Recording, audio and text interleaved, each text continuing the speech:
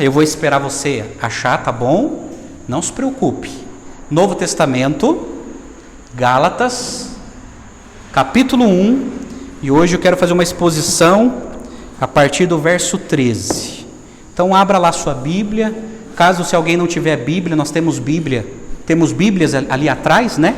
Fica à vontade, para ninguém ficar de fora nesse momento tão sublime. Gálatas capítulo 1, Novo Testamento, Gálatas capítulo 1, a partir do verso 13. E hoje quero fazer uma exposição do 13 até o 24. Então abra lá, por favor, mantenha sempre aberta, porque aquilo que vai ser falado nessa noite é muito importante mesmo. Então você que está aqui na igreja, você que está assistindo, mantenha a sua Bíblia aberta para você conferir o ensinamento que vai ser entregue nessa noite. Gálatas capítulo 1, a partir do verso 13. Pode abrir lá que eu espero, não tem problema. Vamos lá. Carta de Paulo aos Gálatas. Muito bem. Acompanhe comigo a leitura da Escritura. Porque vocês ouviram qual foi no passado o meu modo de agir no judaísmo, como de forma violenta eu perseguia a igreja de Deus e procurava destruí-la. E na minha nação, quanto ao judaísmo, levava vantagem sobre muitos da minha idade, sendo extremamente zeloso das tradições dos meus pais. Mas quando Deus, que me separou antes de eu nascer e me chamou pela sua graça, achou por bem revelar seu Filho em mim, para que eu o pregasse entre os gentios. Não fui imediatamente consultar outras pessoas, nem fui a Jerusalém para me encontrar com os que já eram apóstolos antes de mim, mas fui para as regiões da Arábia e voltei outra vez para Damasco. Passado 3 anos, fui a Jerusalém para me encontrar com Cefas e fiquei 15 dias com ele. E não vi outro dos apóstolos a não ser Tiago, o irmão do Senhor. Ora, a respeito do que estou escrevendo a vocês, afirmo diante de Deus que não estou mentindo. Depois fui para as regiões da Síria e da Cilícia, e eu não era conhecido pessoalmente pelas igrejas da Judéia que estão em Cristo. Ouviam somente dizer: aquele que antes nos perseguia, agora prega a fé que no passado procurava destruir, e glorificavam a Deus a meu respeito. Vamos orar? Vamos orar. Pai amado, Pai querido, estamos aqui, Pai, diante da Tua sublime palavra, Senhor, sublime palavra. Peço-te, Pai, fala conosco através da Bíblia, da Tua palavra, Senhor, o meio de comunicação que o Senhor mesmo escolheu para falar ao coração do Teu povo. Fala conosco, ó Pai, o povo que está aqui congregado, os irmãos que estão assistindo, fala aos corações, ó Deus. Que o Espírito Santo nos ajude a entender esse texto tão desafiador para as nossas vidas. Oramos agradecidos, ó Pai, pela oportunidade, em nome do Senhor Jesus. Amém e amém. Baseado nesse texto, meus amados, eu quero falar nessa noite sobre a defesa do apostolado de Paulo. Domingo passado nós vimos a defesa do Evangelho, que Paulo, ele estava defendendo a mensagem que outrora ele tinha ensinado para os crentes da região da Galácia. E nós vimos que quem escreveu essa epístola foi o apóstolo Paulo. Nós já vimos as evidências internas, as evidências externas. Nós vimos que esta carta foi escrita entre o ano 49 e 50 depois de Cristo, uma data defendida pelos estudiosos. Eles dizem que Paulo escreveu essa carta antes do grande concílio de Jerusalém, em Atos capítulo 15, no qual na pauta da Assembleia era esse problema que Paulo está trabalhando na carta. O problema em que os judaizantes, alguns missionários que eram conhecidos como judaizantes, eles estavam indo nas igrejas plantadas por Paulo e Barnabé, na região da Galácia, fazendo a seguinte questão: primeiro, denegrindo o apostolado de Paulo, só porque Paulo não viveu com os 12. E segundo, denegrindo a mensagem de Paulo, como se Paulo tivesse ensinado uma mensagem pela metade. E esses judaizantes estavam trazendo como proposta, e proposta muito confusa, que os crentes da Galácia, além de crerem em Cristo, eles deviam guardar as obras da lei, para que fossem salvos. Esse é o problema. Então Paulo ensinou o evangelho da graça, que nós somos salvos pela graça mediante a fé. Acabou, somente a graça, somente a fé. Mas os judaizantes estavam dizendo: não, é isso mesmo, é a graça mais a observância das obras da lei que vai habilitar uma pessoa a ser salvo. Aí Paulo, aborrecido com isto, ele escreve essa carta, que segundo os estudiosos é a carta mais antiga de Paulo. Ele a escreve para resolver um problema doutrinário na região da Galácia. Então Gálatas é o seguinte: Gálatas eram os crentes da região da Galácia do Sul, em que Paulo e Barnabé tinham plantado várias igrejas.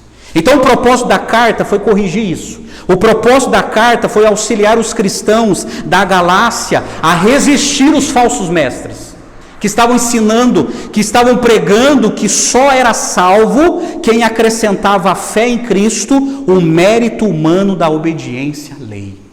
Esse era o problema. E o grande problema que os judaizantes estavam ensinando para os cristãos da Galácia, que eles precisavam se circuncidar, que era uma marca, um pacto que Deus fez com Abraão, lá em Gênesis, antes da existência da lei de Moisés. Mas a reboque, além de se circuncidar, os judaizantes estavam ensinando aqueles crentes o seguinte: olha, além de vocês serem salvos pela graça, vocês precisam observar as exigências da lei, e isso vai cooperar vocês para a salvação. E Paulo: não, isto aí é um outro evangelho, isto aí é um falso evangelho. E é por isso que Gálatas capítulo 1, verso 8 e 9, Paulo é categórico. Ele diz assim: ainda que nós, ou se um anjo vindo do céu, vos pregue um evangelho que vá além daquilo que recebestes, seja anátema, é uma maldição. Essa mensagem é uma maldição na vida de vocês. Então, amados, essa foi a luta de Paulo. Interessante, consultando o Dr. Augusto Nicodemos, que é um pesquisador na área de Novo Testamento, ele escreveu assim, abre aspas: o apóstolo Paulo teve de enfrentar essa questão desde cedo em seu ministério. Ele começou a pregar o evangelho e a plantar igrejas na bacia do Mediterrâneo, região que percorreu durante aproximadamente 12 anos, e onde era sempre perseguido e confrontado por um grupo que também se dizia cristão, mas interpretava o evangelho de maneira diferente. Os missionários desse grupo ficaram conhecidos como judaizantes, pois insistiam que todo cristão gentil deveria também se tornar judeu. E ele continua escrevendo: os judaizantes ensinavam que a salvação não se dava pela graça e pela fé somente. Segundo eles, os convertidos, além de crer em Jesus, precisavam ser circuncidados, guardar a lei do sábado, abster-se de carne de porco e observar muitas outras prescrições da legislação mosaica. Fecha aspas. Então, gente, esse é o contexto da carta aos Gálatas. Mas quais foram as acusações? Tudo bem, os judaizantes foram lá, tentando desmontar o evangelho que Paulo tinha pregado. Mas quais eram as principais acusações contra Paulo que esses missionários fizeram? Diziam que Paulo não era apóstolo de verdade, pois não fazia parte dos 12 e não andara com Jesus. Segundo, que ele era um apóstolo de segunda categoria e a mensagem que ensinava era invenção própria, não provindo de Deus, porque ele pregava o evangelho da graça. E terceiro, diziam que a doutrina de Paulo, a doutrina da salvação pela fé, que ele anunciava, era uma simples estratégia de garantir seu sustento por meio da pregação de um evangelho barato. Essa era a acusação contra Paulo. E Paulo escreve essa carta para desarticular todas essas acusações contra ele. A carta de Paulo, ela pode ser classificada assim. Tem um teólogo, Mary Perman, ele dividiu a carta de Paulo em três blocos. Ele fala sobre o apóstolo da liberdade, capítulos de 1 e 2, a doutrina da liberdade, capítulos 3 e 4, e a vida de liberdade, capítulos 5 e 6. Mas o comentarista Hendrickson, ele divide da seguinte maneira, olha que interessante. Capítulo 1 e 2 fala sobre a origem do evangelho. Capítulos 3 e 4, a defesa do evangelho. Capítulos 5 e 6, a aplicação do evangelho. Por que eles trabalharam assim? Porque a carta de Gálatas é uma carta magna que fala sobre a nossa liberdade em Cristo. Nós somos livres em Cristo Jesus. No entanto, o tema central fala da nossa liberdade, a liberdade cristã, que é o tema central dessa carta. Pois bem, Gálatas foi a primeira carta escrita pelo apóstolo Paulo. Ele a redigiu para defender seu apostolado e o seu evangelho. E Paulo ele usa 3 argumentos para se defender. Então, olha aqui. Gálatas capítulo 1, verso de 13 a 24, ele usa 3 argumentos em sua defesa. 3 argumentos. E eu quero chamar sua atenção agora para a exposição do texto. Olha o verso 13 de novo. Ele começa argumentando dessa maneira: porque ouvistes qual foi o meu proceder outrora no judaísmo, como sobremaneira perseguia eu a igreja de Deus e a devastava. E na minha nação, quanto ao judaísmo, avantajava-me a muitos da minha idade, sendo extremamente zeloso das tradições dos meus pais. Primeiro argumento que ele usa é o seguinte, que Paulo ele era um perseguidor da fé cristã. Ele perseguia a fé cristã. E ele está mostrando para os Gálatas o seguinte: olha, a minha mensagem é verdadeira, o meu apostolado é verdadeiro, porque antes de eu ser um cristão, eu era um perseguidor implacável.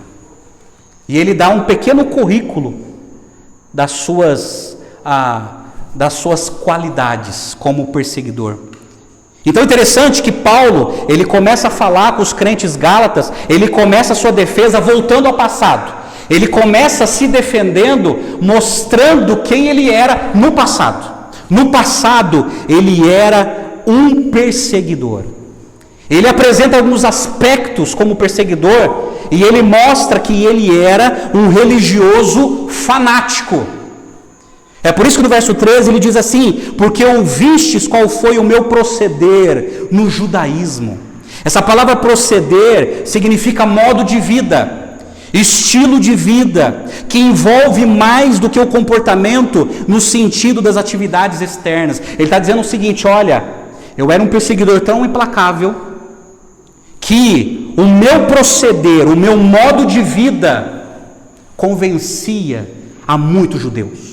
Eu não era um judeu meia boca, eu não era um judeu hipócrita. O meu procedimento diante do judaísmo era verdadeiro.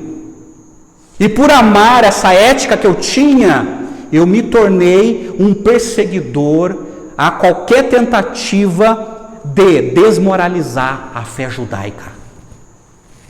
Ele era um perseguidor. E todos conheciam o seu proceder no judaísmo. Judaísmo aqui era o sistema religioso judaico da justiça por obras, com base fundamental nos textos do Antigo Testamento, mas nas interpretações das tradições rabínicas. Precisamos entender que o judaísmo, na época de Paulo, na época de Jesus, eles tinham como fundamento os textos do Antigo Testamento, mas eles tinham as principais interpretações dos rabinos.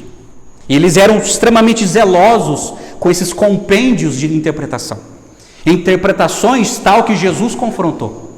Por isso que lá no Sermão do Monte ele dizia assim: olha, os antigos disseram assim, eu porém vos digo. Então Jesus, no Sermão do Monte, ele desmonta muitas das interpretações dos mais célebres rabinos da época de Paulo. E ele diz assim: vocês ouviram como sobremaneira eu persegui a igreja de Deus e a devastava. Essa palavra sobremaneira significa exagero, excesso. Ele está dizendo o seguinte: olha, vocês ouviram o que eu fiz com esse pessoal. Vocês ouviram os excessos que eu tive para perseguir a igreja de Deus. Agora é interessante que nessa altura do campeonato, ele chama os cristãos de a igreja de Deus. Ele reconhecia que aquele que ele estava perseguindo era a igreja de Deus. E ele diz que ele queria devastar a igreja. No grego, essa palavra significa aniquilar, destruir, lançar confusão. O objetivo religioso, fanático, extremo de Paulo como perseguidor era devastar o cristianismo. Ele queria destruir a fé cristã. Aí, gente, interessante que ele está trazendo o passado dele à tona. Olha, calma aí, vocês estão desconfiando de mim, mas eu quero falar um pouquinho do meu passado para vocês. Porque vocês conhecem o meu passado, que eu era um perseguidor implacável, e eu era conhecido por isso. E ele diz assim aí no verso: e na minha nação, quanto ao judaísmo, avantajava-me a muitos da minha idade, sendo extremamente zeloso das tradições de meus pais. Avantajava-me. Ele estava dizendo o seguinte: olha, eu era um jovem perseguidor, e na minha classe de juventude, eu tinha vantagem sobre eles. A minha garra, a minha fé, o meu zelo destacava dos meus colegas na minha juventude. Eu me destacava entre eles. No judaísmo da minha nação, a minha juventude era uma referência para a fé judaica. E aí Paulo ressalta 2 pontos: a sua vida destacada. Por isso que ele diz: na minha idade eu me avantajava. Eu tinha vantagem sobre todos eles. E eu era extremamente zeloso.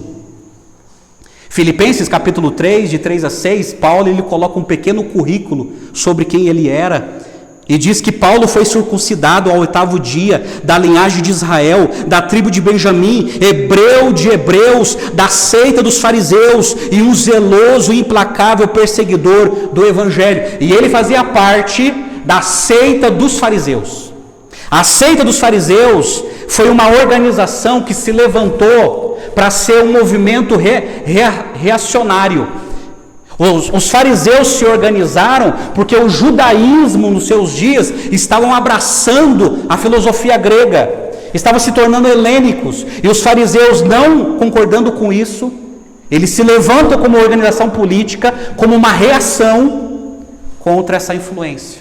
E Paulo está dizendo: olha, eu fiz parte da seita dos fariseus. Eu fui um reacionário. E ele nasceu em Tarso da Cilícia, e ainda jovem foi enviado por seus pais a Jerusalém para aprender a lei aos pés de Gamaliel, que era o maior mestre rabino da época de Paulo.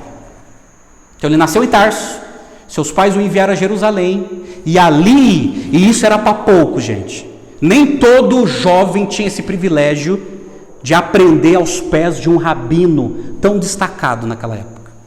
Nem Jesus teve esse privilégio, quando adolescente e quando jovem. Ele aprendeu a lei de Moisés aos pés de Gamaliel, e ele se destacou como estudante erudito, como poliglota, e ele tinha uma cultura invejável. Esse era Paulo, por isso que ele se destacava. E ele mostrava o seu zelo pelas tradições de seus pais. O que significa isso? Que Paulo, ele estava se referindo a toda a coleção de livros do Antigo Testamento, comentários, costumes, cerimônias, leis orais e escritas, e também a cultura geral que se desenvolvera em torno do Antigo Testamento, no judaísmo antigo.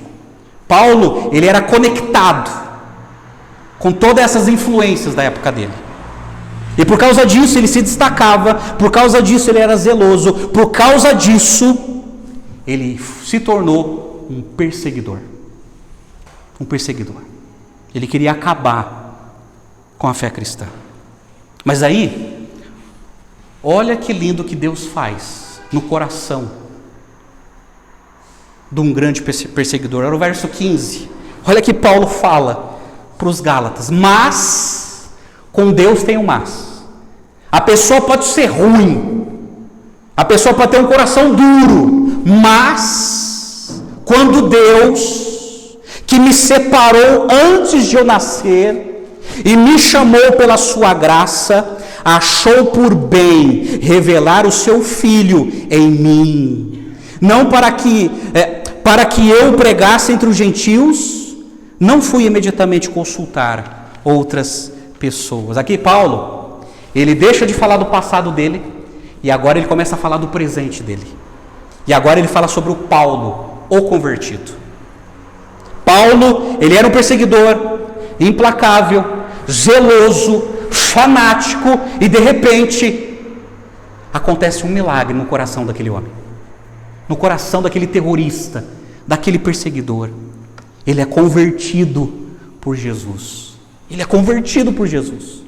E é interessante que no verso 15 e 16, Paulo, ele destaca alguns pontos da conversão. Como se dá a conversão de uma pessoa, e principalmente uma pessoa tão ruim como ele foi.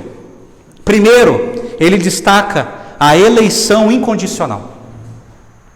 Deus o escolhendo, não diante de condição nenhuma.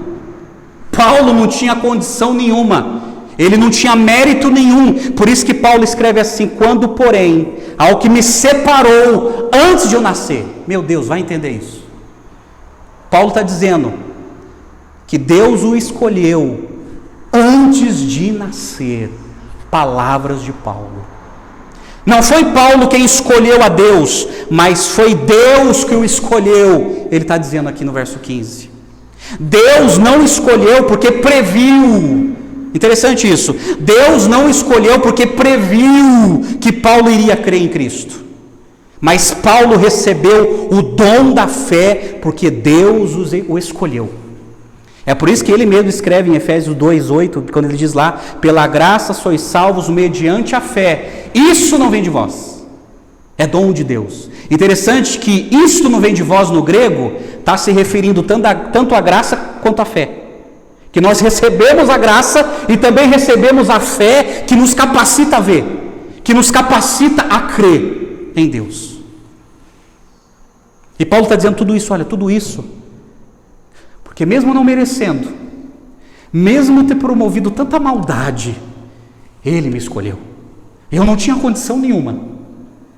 Eu não tinha condição nenhuma de ser escolhido por alguém, mas Ele, pela sua graça, antes de eu nascer, Ele me escolheu. Deus não o escolheu porque Paulo havia praticado boas obras.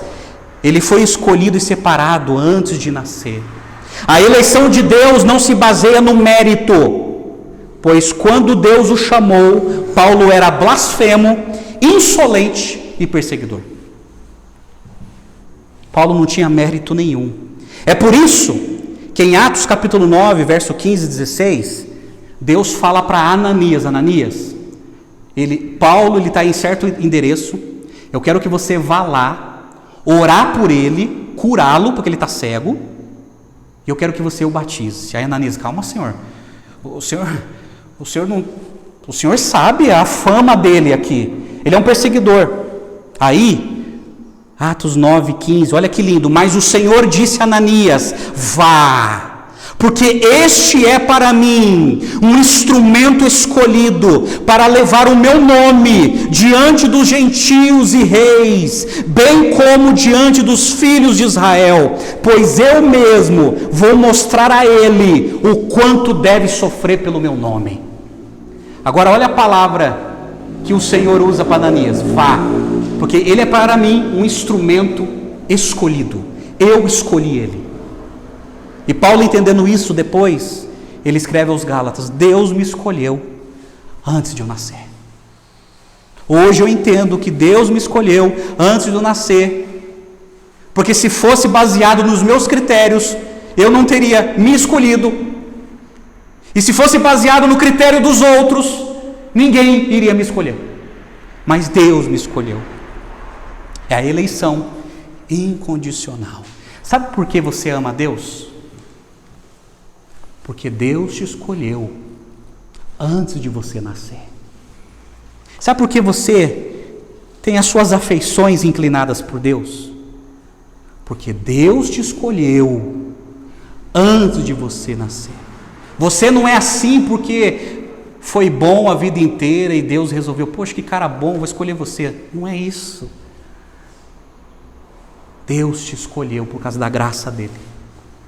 E pode ser a pior pessoa desse mundo, como foi Paulo, Deus escolhe os seus e os converte.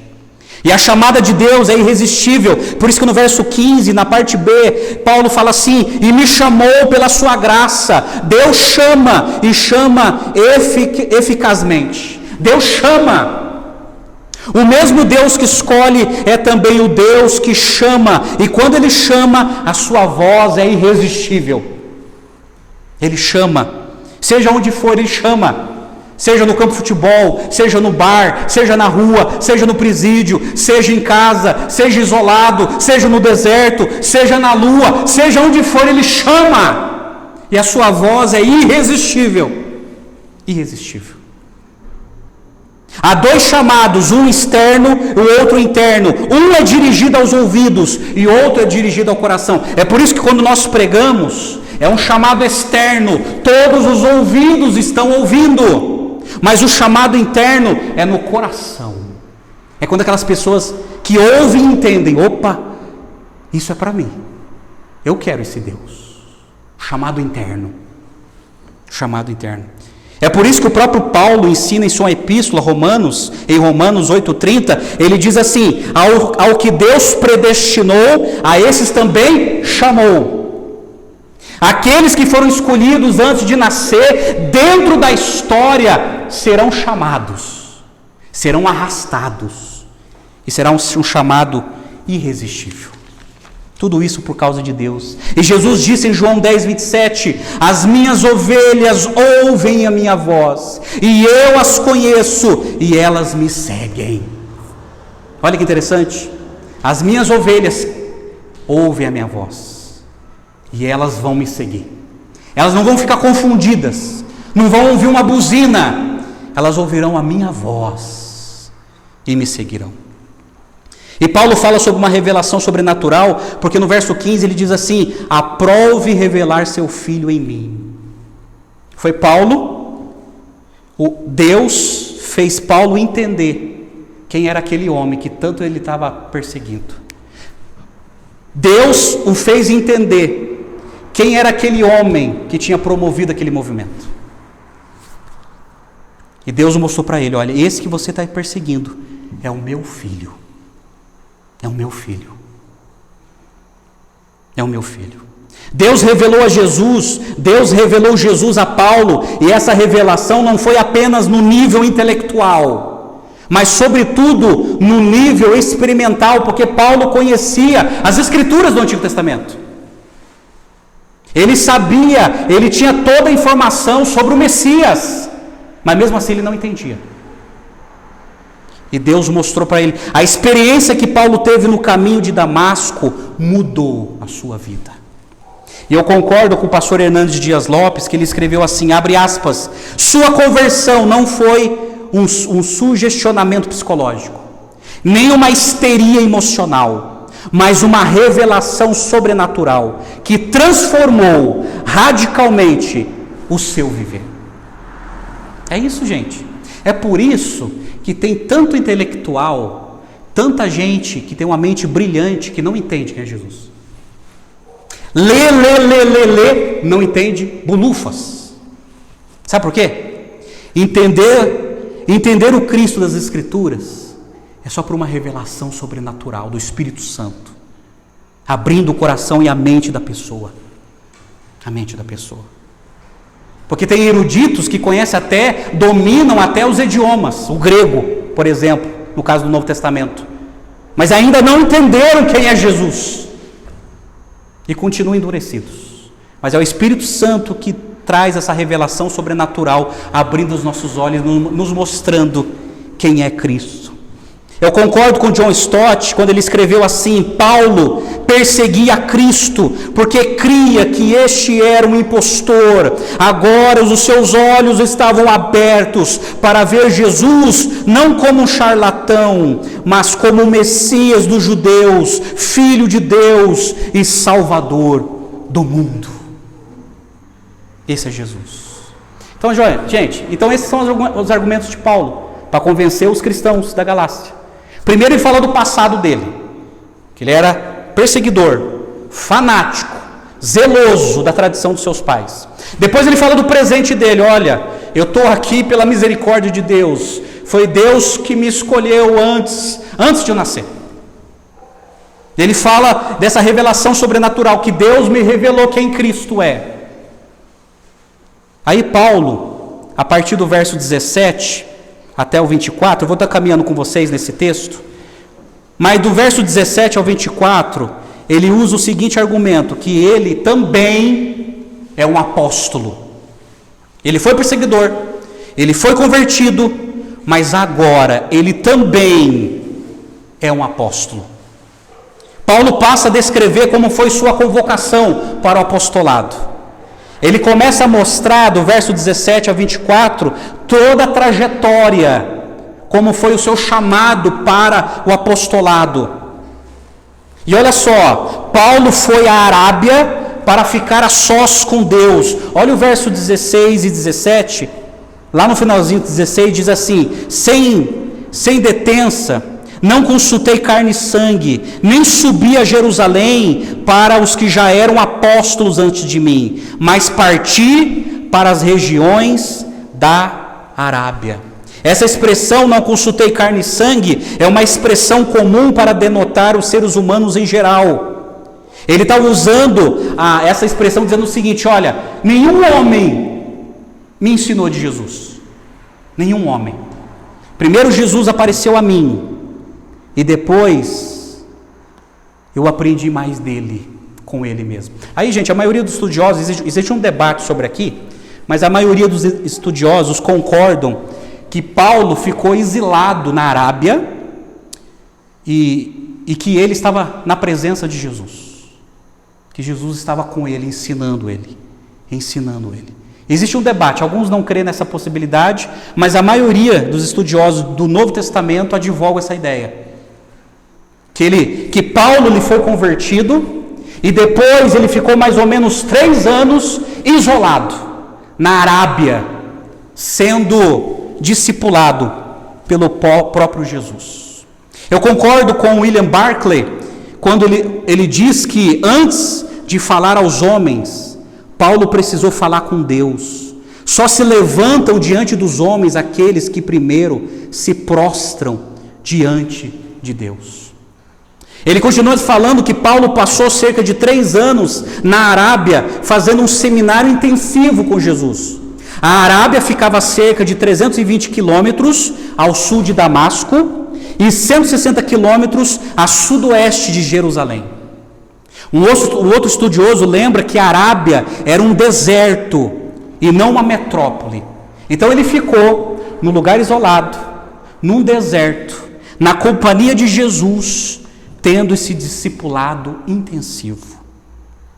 Porque Jesus passara 3 anos treinando seus apóstolos, argumentos estudiosos, agora investe 3 anos em Paulo, como um apóstolo chamado fora do tempo. Nesse período, Paulo releu o Antigo Testamento e descobriu que aquele mesmo Jesus, que outrora perseguira, era de fato o Messias. O ensino detalhado de Paulo em Damasco, provando que Jesus é o Cristo, provavelmente aconteceu depois de sua estada na Arábia. Porque depois da Arábia, a pregação de Paulo mudou.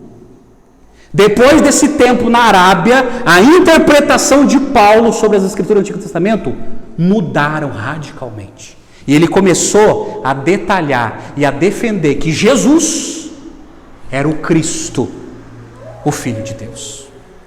Então, gente, ele teve um tempo a sós com Deus, com Jesus ali na Arábia. Depois Paulo retornou a Damasco para corrigir um erro que havia praticado. Olha o verso 17, diz assim: e voltei outra vez para Damasco. Antes ele tinha ido para Damasco para prender alguns cristãos. O propósito da sua ida a Damasco era, caso achasse alguns que fossem do caminho, que era o nome da fé cristã naquela época, fossem homens ou mulheres, era levá-los presos para Jerusalém. A comunidade cristã de Damasco conhecia a fama de Paulo como perseguidor.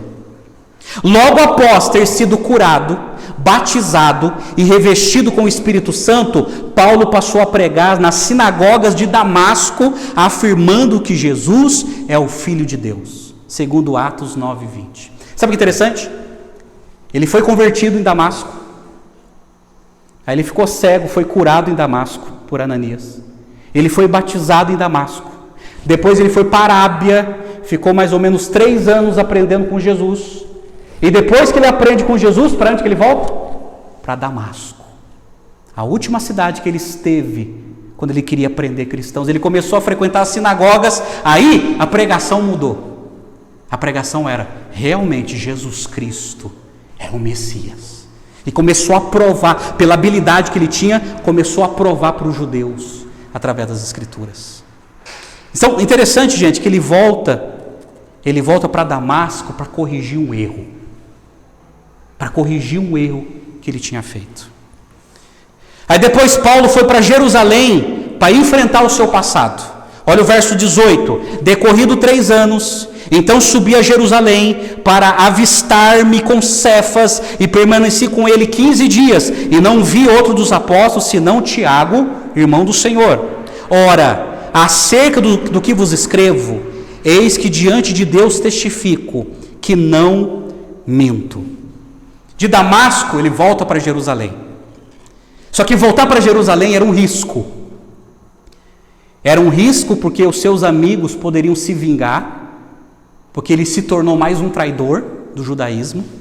Era um risco também porque a igreja de Jerusalém poderia rejeitá-lo, dizendo que ele estava fingindo e queria se infiltrar na igreja para sabotar a fé cristã. Mas mesmo assim, ele volta para Jerusalém para falar da sua conversão.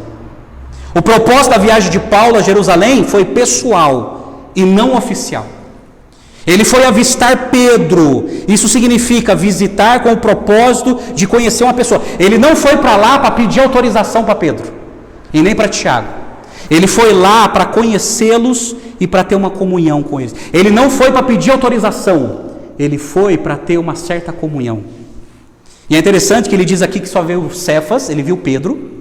Ele não viu os outros apóstolos, com certeza. Estavam fazendo missões, plantando outras igrejas. E ele conheceu Tiago, o irmão sanguíneo de Jesus. Tiago, filho de Maria. Interessante, gente, que Maria não teve só Jesus. Ela teve mais filhos com José. E um deles chamava-se Tiago, irmão sanguíneo de Jesus.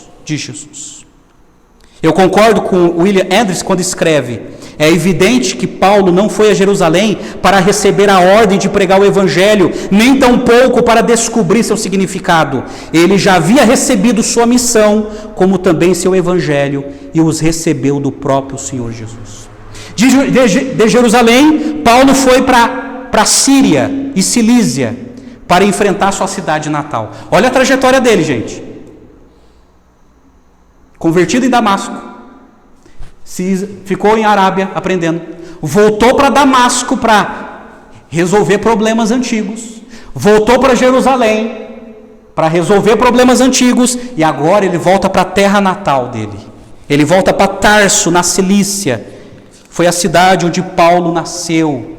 A Cilícia, nessa época, estava anexada à Síria e sob o domínio do Império Romano. A principal cidade da Cilícia era Tarso, onde Paulo nasceu. E ele volta para lá, para Tarso, onde ele nasceu e foi criado, para falar de Jesus. Para falar de Jesus.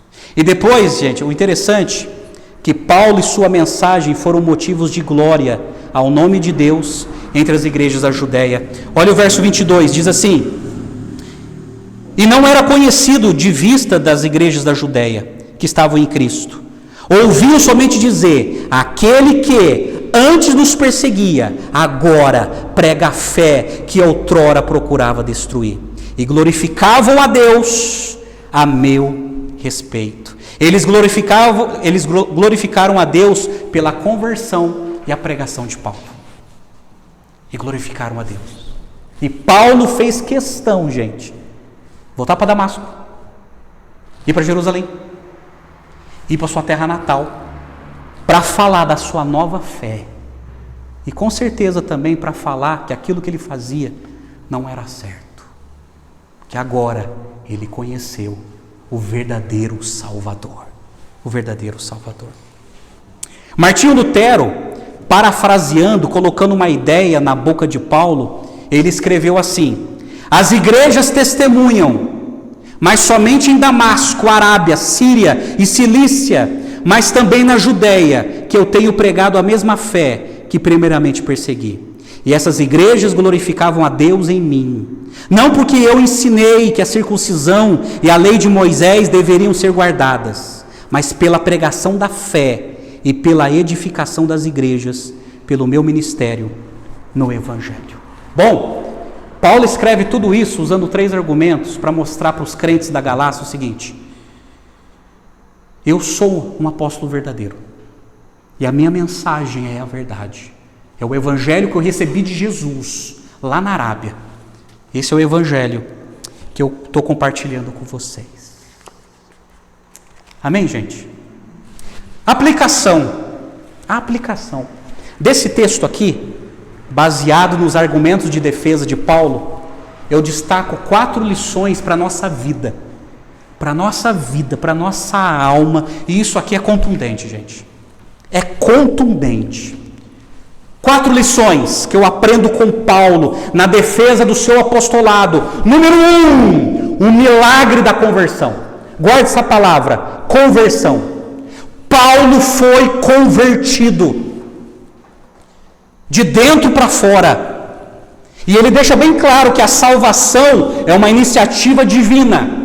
Deus os escolheu, Deus o chamou, antes de ele nascer, e ele reconheceu isso. E Deus o converteu. Deus mudou a sua mente, Ele mudou as suas afeições, Deus mudou a vida dele. Como que um homem tão zeloso, perseguidor, tão fanático, muda de ideia assim? É porque houve conversão. Paulo foi alcançado, Paulo foi chamado pela graça de Deus, pela graça de Deus. É a graça de Deus. O que é a graça de Deus? É um presente que Deus nos dá sem a gente merecer. E Paulo exalta a graça de Deus. Olha, eu merecia o inferno, eu merecia a morte de tanta maldade que fiz, de tanta loucura da minha estultícia, mas prove a Deus me alcançar e me chamar pela sua graça. Paulo foi convertido e Deus revelou o seu filho a ele. Paulo começou a entender quem era Jesus. Paulo começou a entender quem era aquele homem que aquelas comunidades tanto o amavam, que ele queria acabar com aquelas comunidades. Ele começou a entender, esse é o Messias. É por isso que ele escreve ao jovem pastor, 1 Timóteo capítulo 1, no verso 12, Paulo escreve assim: dou graças a Cristo Jesus nosso Senhor, que me fortaleceu e me considerou fiel, designando-me para o ministério, a mim que no passado era blasfemo, perseguidor, insolente, mas alcancei misericórdia, pois fiz isso na ignorância, na incredulidade. Transbordou, porém, a graça de nosso Senhor com a fé e o amor que há em Cristo Jesus. Esta palavra é fiel e digna de toda aceitação, que Cristo Jesus veio ao mundo para salvar os pecadores, dos quais eu sou o principal. Paulo era o principal, porque ele que fermentava, ele que gerenciava toda a maldade. Ele diz: eu sou o principal, mas Deus me converteu. Gente, isso aqui é tão sério. Você é um convertido?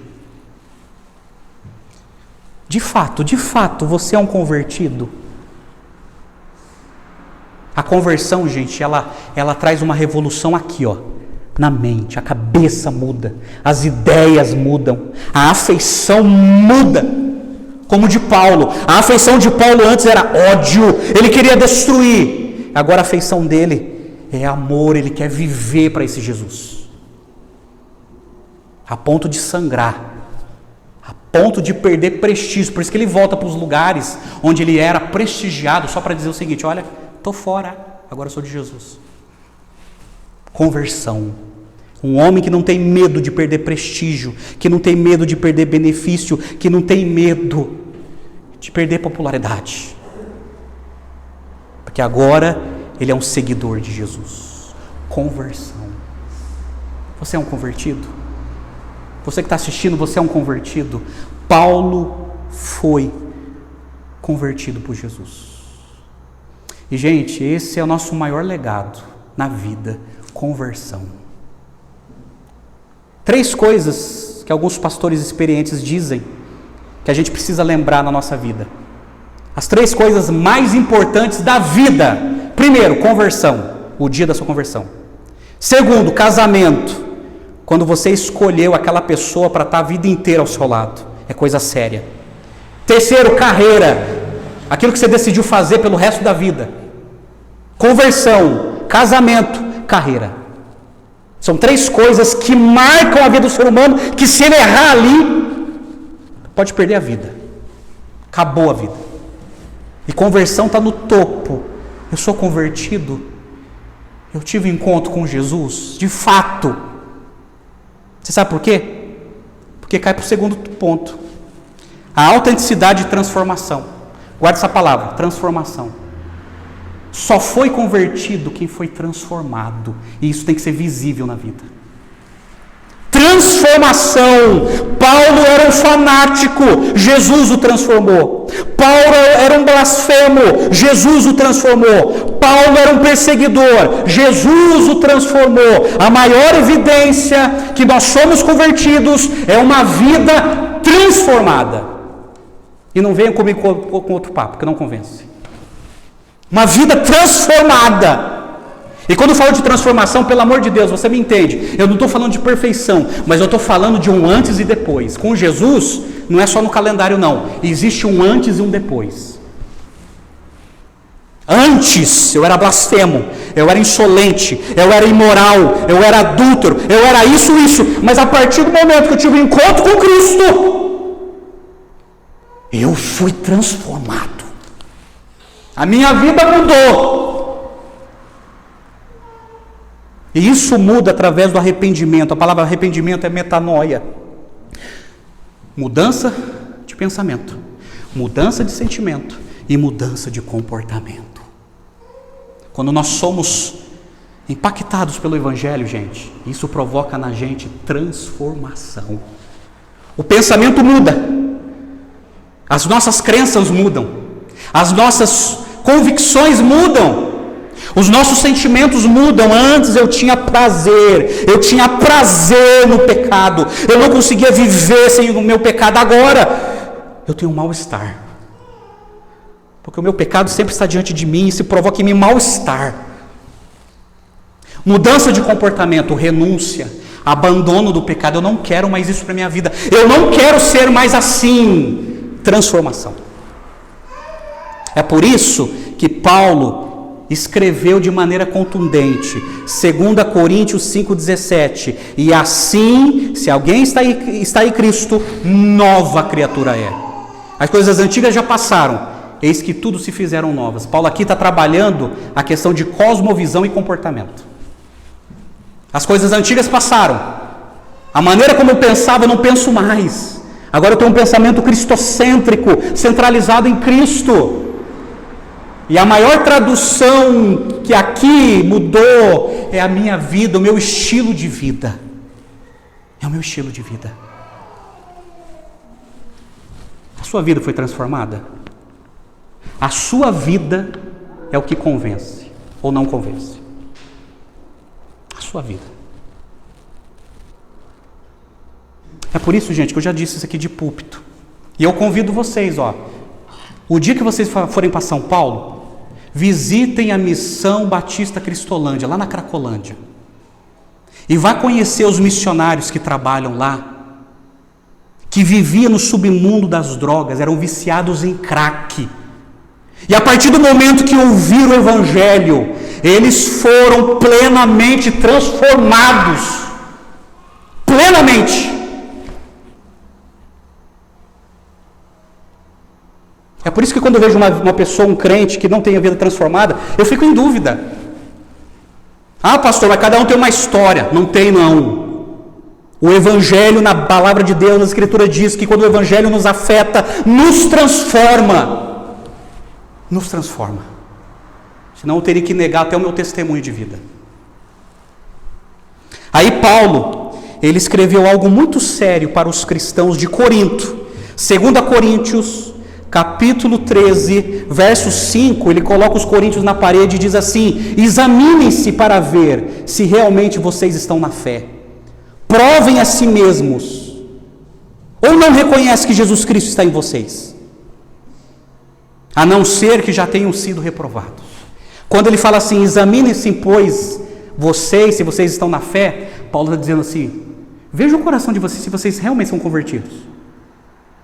Se vocês realmente são seguidores de Jesus, se realmente vocês são crentes, vê isso, vê se há evidência na sua vida de que você teve uma vida transformada, que isso vai te mostrar a situação do seu coração, se você realmente foi convertido. Examinem-se, pois, se estão na fé. Amados, transformação. Sabe o que Paulo está dizendo? Eu fui transformado. Vocês ouviram a minha fama como eu era antes. Vocês ouviram, vocês me conheciam. Eu era destacado por causa dessas coisas ou ridículas. Mas eu quero dizer uma coisa para você. A minha vida mudou. A minha vida mudou. Eu conhecia Jesus. E antes eu era cego, agora eu vejo. A minha vida foi impactada. Eu não sou mais eu. Gente, isso é evangelho. Se não houve transformação, não houve conversão.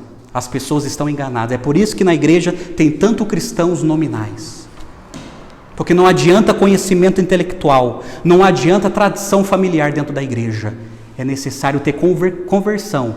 E a maior evidência é a minha transformação de vida. Senão não houve conversão. Terceiro, a necessidade de aprendizado. Paulo ficou 3 anos com Jesus. Ele não aprendeu de homens, mas ele aprendeu com Jesus. Ele ficou com Jesus aprendendo. E depois que ele aprendeu, da Arábia, Damasco, para falar de Jesus. É por isso que ele escreveu em Colossenses 3, verso 16, que a palavra de Cristo habite ricamente em vocês. Instruem, aconselhem-se mutuamente em toda sabedoria, louvando a Deus com salmos, hinos e cânticos espirituais, com gratidão no coração. E certa vez eu li uma frase, não sei quem é o autor, que diz assim: aqueles que não querem se sentar para aprender, não podem se levantar para ensinar. Não tem como. E Paulo, de alguma maneira, aprendeu aos pés de Jesus, naquela região chamada Arábia. E quando ele volta para Damasco, fala de Jesus. E quando ele vai para Jerusalém, o mesmo evangelho que ele estava pregando era o mesmo evangelho de Cefas, de Pedro, porque Jesus o ensinou. Quarta e última lição, o chamado para a missão. Porque Paulo ele fala assim: olha, Jesus me converteu, verso 16, para que eu pregasse entre os gentios. Jesus o chamou para ser o apóstolo aos gentios. Jesus já tinha falado: olha, eu escolhi, este para mim é um instrumento escolhido, porque eu vou enviar eles aos reis e aos gentios. Ele vai aprender a sofrer pelo meu nome. Jesus chama todo convertido, Jesus chama todo aquele que foi transformado, Jesus chama todo aprendiz para ser uma testemunha dele. Sabe o que é interessante, gente? Deus ele escolhe, ele chama por uma missão. E a missão que nós temos em comum, todos nós, é pregar o evangelho.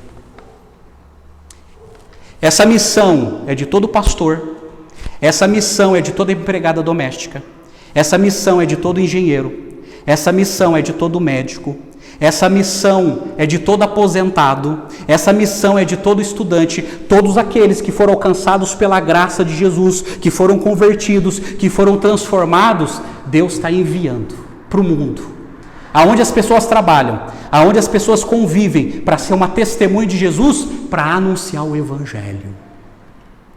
O Evangelho. Essa missão também é sua. Você precisa pregar o Evangelho.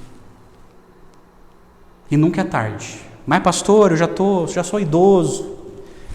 Não, a responsabilidade é sua também, pregar o Evangelho. E os seus netos? E os seus filhos? Pregar o Evangelho. Paulo falou: eu fui escolhido para pregar entre os gentios. Amados, eu termino com algumas perguntas antes da gente participar da ceia. Você já foi convertido por Cristo? Sinceramente. Examine, pois, se estáis na fé. Examinem, pois. Você está sendo transformado? Gente, isso é sério, gente. A gente não pode se conformar com um evangelho que não muda a vida das pessoas. Passa-se anos e anos, as pessoas continuam as mesmas. Isso não é evangelho, gente.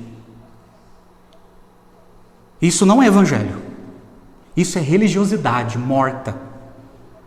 As pessoas anos e anos nas igrejas e a vida continua o mesmo podridão. Isso não é evangelho, meus amados. Isso não é evangelho. O evangelho transforma sim. Transforma sim.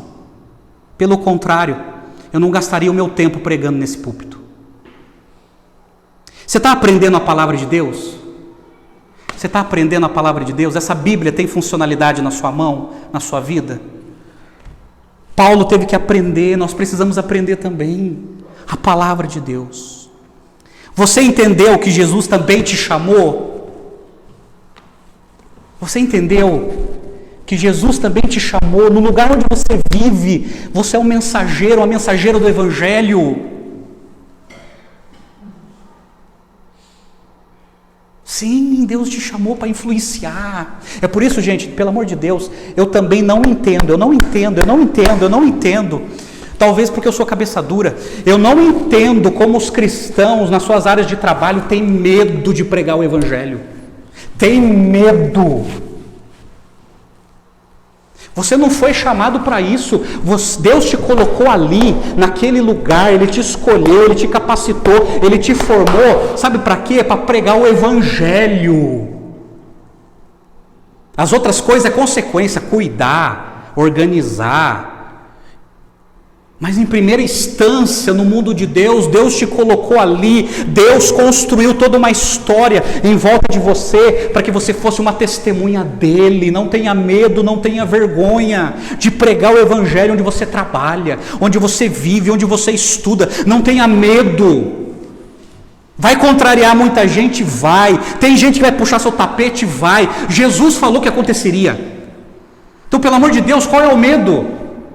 Está com medo do quê? Perder o salário? Perder o prestígio? Nós fomos chamados para isso. Para isso. Então pregue o evangelho. Pregue o evangelho. Porque você foi chamado para isso. Amém? Então vamos orar. Pai, obrigado pela tua palavra, Senhor. Ajuda-nos. Precisamos de Ti, Pai.